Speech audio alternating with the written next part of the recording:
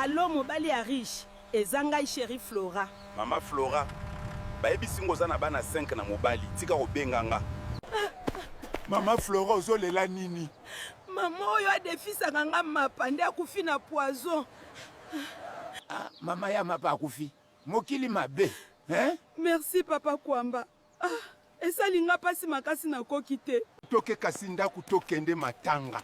Mapa yango yo. Ma Flora lelo odefi mapate. Mama na ngai. Oyo makambu nini nazomona? Mama Flora. Papa Kwamba likambu nini? Mama Flora. Lobakasi nini? Botika ngai. Bolongwa kuna bino nyonso. Mama Flora zonga awa. Yo mwasi alokuta ndokie. Na ozonga pa na biso.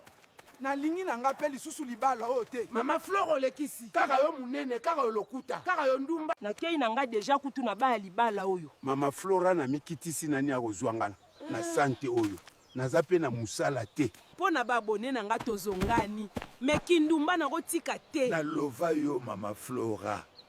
Na koloba lisusu te.